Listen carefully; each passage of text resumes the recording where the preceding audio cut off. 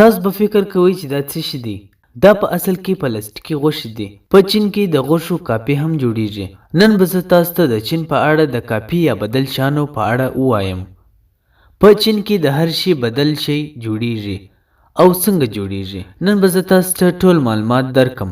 په ټول نړۍ کې تر ټولو ډیر په چین کې بدل یا کاپي شیان جوړیږي.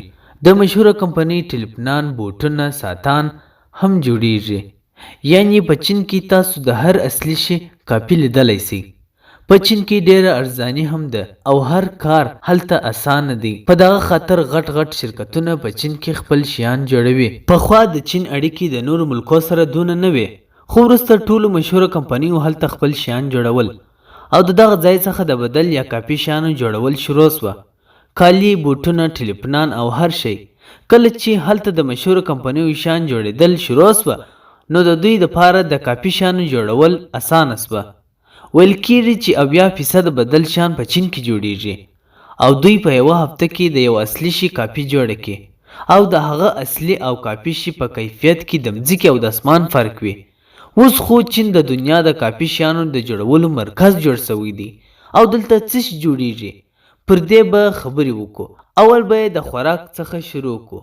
تاسو به اوس داسې فکر کوئ چې د خوړو کاپي بیا څنګه جوړیږي، خو هلته د خوراکي شیانو کاپي یا بدل شی هم جوړیږي. دغه چې تاسو وینئ دا غوښې کاپي جوړیږي، یعنی پلاستیکي غوښې دي. ځکه چې په چین کې غوښې ډېرې ګرانې دي، نو په دغه خاطر دې غوښې ته رنګ هر څه ور واچوي او پلاستیکي غوښې ځینې جوړې سي او دغه غوښې هغه څوک رانیسي څوک چې د اصلي غوښو وس نه لري، هغه د غوښو کاپي رانیسي او دا غوښې په رستورانټو کې هم ارزانه ورکوي. او دې غوښې ته په چین کې منګولین بیف هم وایي. او یوازې غوښې نه بلکې د وریجو کاپي هم جوړیږي او دې ته پلاستیک رایس وایي. او دغه وریجې د ماشین په ذریعه جوړیږي چې ډېر خطرناک هم دي، ځکه ستاسو په معده کې پلاستیک وي او هګۍ هم پلاستیکي جوړیږي. دا خو ارزانه وي خو د صحت لپاره ډېر تاوان هم کوي. او دا کوم ځای چې تاسو وینئ دا د چین پوتین ښار دی چې دلته د اصلي بوټو کاپیانې جوړیږي. دغه ښار د ورځې ډېر خاموشه وي، خو د شپې د 9 بجو وروسته دلته داسې رش وي ځکه د دوی د کاروبار وخت د شپې شروع سي. او دې ښار ته د زومبي ښار هم وایي ځکه دوی د شپې کار کوي.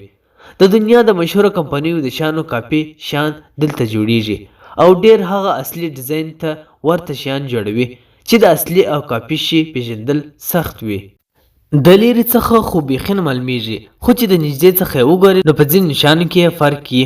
دوی دغه بوټان د ماشین په ذریعه جوړوي او بیا یې کاټنانو ته اچوي او ټول نړۍ ته یې ورستوي. او په چین کې د یو ټلیفونانو غټ مارکیټ دی چې نوم یې شینزاک ټیک د ټلیفونانو مارکیټ دی چې د هر رقم موبایلانو او الکترونیکي شیانو کاپي تاسو ته ستاسو په اډر در جوړوي. دغه ټلیفون ته وګورئ، د لیر څخه سمدم د آیفون ډیزاین یې دی، مګر چې وې لګوي د سیب پر ځای د اناناس نشان پر راسي او پر ډیر مهارت سره د کاپي ټلیفونان جوړوي او ډیر ارزانه یې خرڅوي. واقعا هم د دې د کار صفت باید وسی. او دا بیخي جالبه ده چې په چین کې نقلي ښارونه هم شته.